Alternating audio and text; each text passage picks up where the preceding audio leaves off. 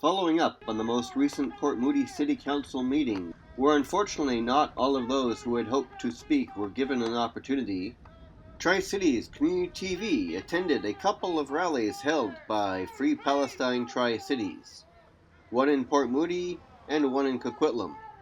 We provided coverage of those who spoke at the rallies and spoke to some of the members who chose not to be identified. Given the current environment surrounding this issue, we have chosen to honor their wishes. Free Palestine! Free Palestine! Free Palestine! Stop the bomb! Stop the slaughter! Stop the bomb! Stop the slaughter! Gaza needs food and water! Gaza needs food and water! We've had victories, but we've also had defeats, especially in this past week.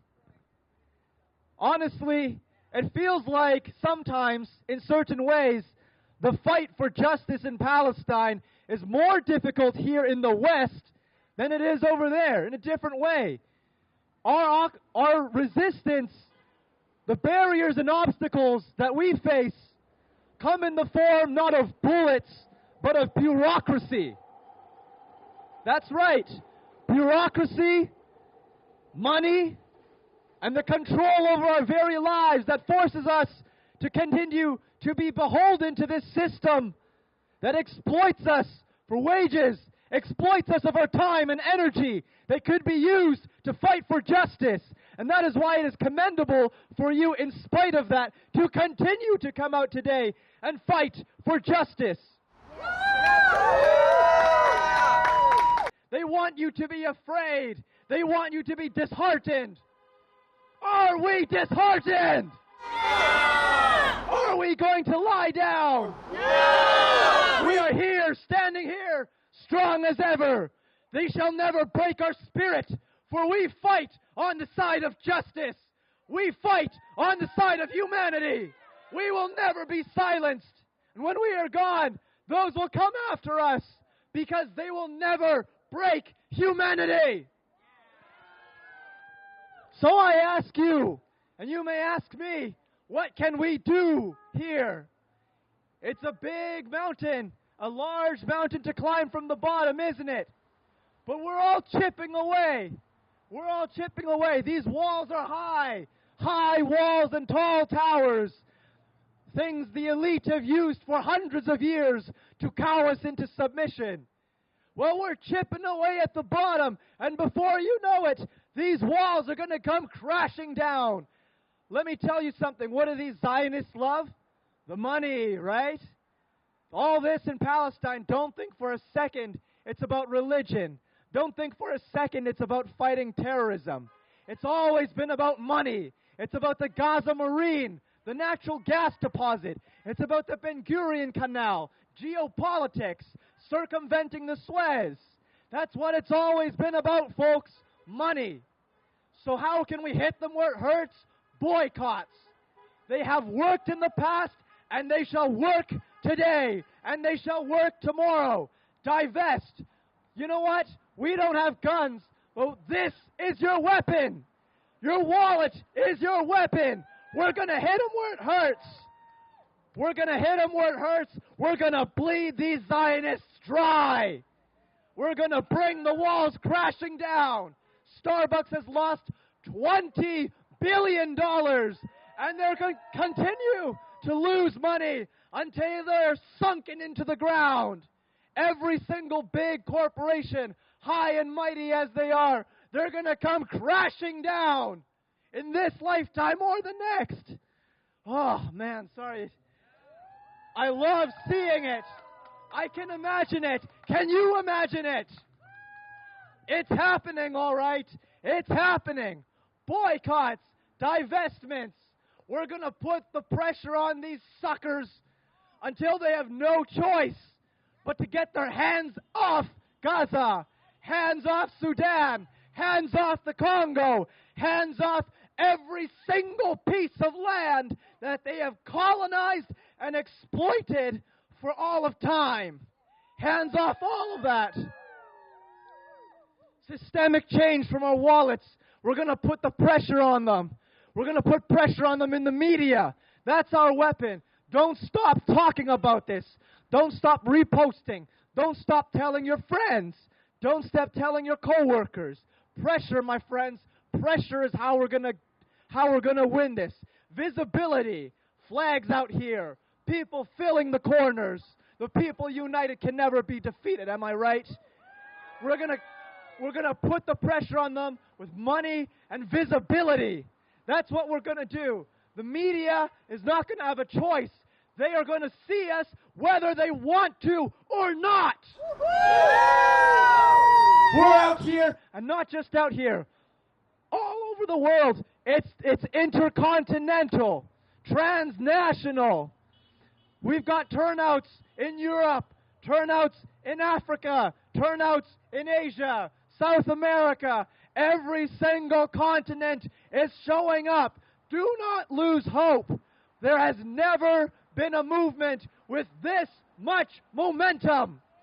There has never been a movement with this much united power across the globe. This is it, folks. This is it. This is the lifetime when we regain our freedom. So as we stand here today, and for the weeks and months, maybe even years to come, do not lose hope in your fight, because we are going to free Palestine! Free Palestine! Free Palestine! Free Palestine! From the river to the sea! From the river to the sea! Palestine will be free! Palestine will be free! Everybody that's been doing this has been doing that out of a good heart and for a cause, not to be part of any specific group. I think everybody's activists. They're all trying to do the right thing, you know. We're just a group of neighbors around the Tri-Cities and, a little bit, beyond, we welcome anyone that wants to participate in any of the activities and that we're working on between, our flag waving twice a week in Coquitlam, Wednesdays in Coquitlam, and then on Fridays in Port Moody from 5 to 7, and we welcome people to come out and join us. And we have on Sundays at 3 p.m. in front of City Hall, Coquitlam City Hall, we have our weekly rallies, and it's a great opportunity for people to come out and learn. It's family friendly, so we really are a movement of all people from all backgrounds, really looking to bring people together and raise awareness about Palestine. We've just come off a Port Moody City Hall event that happened a couple of days ago. Maybe I could ask you a bit about your impressions of what happened at City Hall. Sure. It was a really disappointing evening for many of us. A lot of people put their hearts into getting that ceasefire motion passed on March 26th. Many of us came out and spoke in just raising awareness about the atrocities that are happening and against the Israeli government. The motion we presented was not passed, but then Councillor Agtrap presented another motion that was more in line with the federal government. It was passed, and we were happy with that. At the end of the day, any awareness about Palestine is good. And a couple of days later, it was brought to our attention that there had been some online bullying that had happened, and all of a sudden we were all watching this this Zoom meeting where this motion was overturned, and in this entire hour we were dragged through the mud, not just us, but the entire movement. We were labeled as a hate group or a hate movement, and it was a really painful experience since so many of us stood up there and had really made ourselves vulnerable in order to bring awareness, and then to be shamed and dragged through the mud that way. So we really wanted our opportunity to speak up on Tuesday and really share how wrong that was and how much of an overreach that was in terms of our democracy and how undemocratic that method was. And so we really went in hoping to be able to share our story or to be heard. And they really stripped us of that. They silenced us actively, and they used procedure to shut us down, and they really demeaned us in a lot of ways and really didn't give us a chance to defend ourselves. So it was a really, really upsetting evening. A lot of us wanted to speak and we did not get that chance. And unfortunately, I among some had to raise my voice before they left because I wanted to hear me.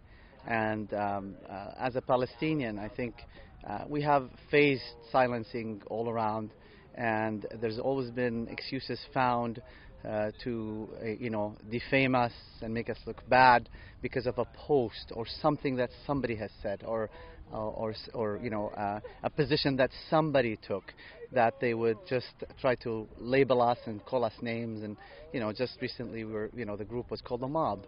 I find that very hateful and very racist to call a group of people activists who just were there just to bring awareness and ask for a ceasefire. Stop the killing.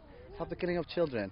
That's what this, people were there. They were called the mob, calling to stop a genocide, My family is originally from Palestine. Both my parents were born in Safad and Haifa, which is between the river of Jordan and the Sea of Haifa. So a lot of times we say from the river to the sea. This is where my parents were born. They've lived through the trauma throughout their life, 75 years. They both have Canadian passport that say born in Palestine, because it was pre-establishment of the State of Israel. We feel very strongly about this because the trauma is happening again and again. Just recently, 55 members of my family who were ethnically cleansed out of northern Palestine, Haifa or Safad, or from my family, and they were in the Jabalia camp, refugee camp in Gaza, northern Gaza. 55 members of them were killed in an Israeli airstrike, or murdered, I should say, in an Israeli airstrike. Grandparents to grandchildren. There's a Wikipedia page that has been created. It's on Reuters. It was mentioned in Reuters and other news channels that whole families are being wiped out, unfortunately, in this conflict. It's clear that this war is not against Hamas, it's against the people. It's been clear that the starvation that's happening right now in Gaza, there's only one reason: they want people to leave. My family was ethnically cleansed in 1948, and they want to, and they clearly, a lot of the politicians come out and say, we want them to go, take them, let them go somewhere else, take them to Europe or take them to, other parts of the world. So the history is repeating itself, unfortunately, and we're trying to voice our concerns. And the reason why we have been going to do these motions and talking to politicians and emailing is because, unfortunately, the Canadian government has been supporting Israel blindly, I would say, in this scenario, because Israel has broken a lot of human rights. They've got the most human rights violations among, compared to other countries around the world. The occupation continues, the apartheid system continues. We want our government to stop the support.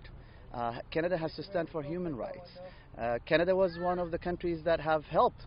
Humphrey was one of those who wrote the Human Rights Code that, and unfortunately now, there's a genocide happening, and Canada is not standing clear in terms of, our stand on human rights. Unfortunately, we've seen some motions that were watered down, but we still have a big part of our government, especially the Conservative Party, who has been blindly in support of Israel. And unfortunately, I do see there are prejudices there, unfortunately, being religious, personal, political, financial, whatever it is. People have to understand there are human lives here on the line. And there's no way that's going to be there is any peace without justice. Canada came out and they admitted the genocide that was, committed against the indigenous people of this land. So Canada have to make the same stand here. It's no different than what happened here in Canada, and Canada stood for that and admitted the wrongdoings and came clear about that. And of course, there's a long way still. I know, even Canada has still a long way, but you cannot get there here locally when you're standing silent, and silence is complicity here. And that's what we're telling people. Silence is when you see a genocide in the action, plausible or not plausible, I think the UN report, for those who haven't, read it, but the most recent UN report from the rapporteur clearly states how there's systematic genocide happening here. So we want to bring awareness. That's all what we're doing. Unfortunately, mainstream media has not given us the chance, have not given us the story. So that's why we are having to protest, go out, because the media, the mainstream media, is not covering this in a fair manner. It's they're being very prejudiced in the way they cover the stories. So we are forced to go and speak out. It's our obligation to do that for humanity and for the better of our community here. Unfortunately, we see now there are a lot of volunteers that are going and taking part in this from our local communities that are taking part in the Israeli army, that go and do whatever they do, and they come back here and live amongst us. We don't feel safe. Me as Palestinian, I don't feel safe. In our last meeting, there was somebody stood up there and said, "Oh, I'm from the Israeli army. I'm here to speak," and I didn't feel safe. Because yes, a lot of Canadians are from different backgrounds. And yes, there are a lot of countries around the world that require you to serve in the army. But when an army is involved in a conflict which involves war crimes and genocide, there's an obligation that Canada has to investigate whoever has taken part, just like investigating anybody who comes from any other part of the world. It has to be fair to all. Canada is supposed to be a humanitarian nation, a nation that is supposed to be a pillar of freedom and democracy and of compassion and all of these things, and yet we are complicit in arming a genocide and allowing our citizens to go overseas, participate in this genocide, come back without any repercussions. And really, is Canada not being hypocritical? I mean, it's very two-faced to say on one hand that you expect, that we are this pillar and to expect that respect and that position in the world, and then to go around and allow our people to commit atrocities without repercussion. We really do have to really look forward and craft the community that we want. And so it is the responsibility of municipalities, because these are our neighbors. These are the people that we stand next to, that we walk, along the promenade with, we go to school with, we drive the roads along, and these are our neighbors. This is the level of government that's closest to the people. And so it is the most important level. And at the end of the day, what this is showing us is that the issues are truly systemic, that even at a municipal level, that if they can't even write a simple letter to the federal government saying, hey, as a community, we disagree with this genocide and we support you calling for a ceasefire, if that is so hard, then, of course it's even harder at a higher level. So what is going on here at a low level to make it so hard to write a letter? It really is not a big ask. A lot of municipalities have done the same and even went further in their letters and their demands to the federal government. So to say that Port Moody Council is different from others, many others, I think 60 or 80 other municipalities here locally, and there are others around in the U.S. and other parts of the world. Because again, City Hall is responsible for policing, public safety. So, how can you, if you don't call out crimes abroad, how can you call out crimes locally? When you see a crime or a genocide that's happening, there's a moral position to be taken here. It has nothing to do with your level of government. As officials, elected officials that are taking position of public trust, they need to assure their constituents that they stand for morality. Silence is complicity. It's calling for the stopping of killing is not a political issue here. If it becomes politicized, and I think this is the problem, and I think this is where the root of the problem is everything is being politicized to a level that humanity is totally being taken out of it, and it's all political, and this is, what is politically correct to say or politically not correct to say. We lose some constituents, or we upset some constituents, or we might lose some financial support here or there. I think officials in public trust positions need to really take the right position morally and from a humanity point of view, no matter who they're going to upset. in this position, they don't represent their constituents. They have to present justice. They're there to call for justice, and if it upsets some, that's fine. And if they are not willing to do that, they're not worth that position of public trust, because then it becomes more of a personal thing and than a position of morality and public trust position. Free, free Palestine! Free, free Palestine! Free, free, free Palestine! Free, free, free Palestine! The people united can never be defeated! The people united can never be defeated! Free the people, free the land! Free the people, free the land! No peace on stolen land! No peace on stolen land!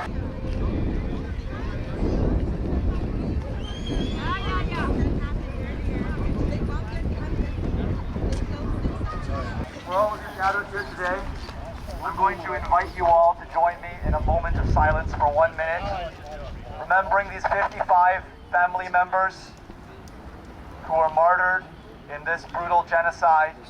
They are but just a drop amongst countless of other innocents. For these ones in particular, these people, their hopes and dreams hit close to home. So I would invite you all to take this moment of silence with me to remember them. For it is through our memory of them that they continue to live on, even after their mortal bones have passed from this world.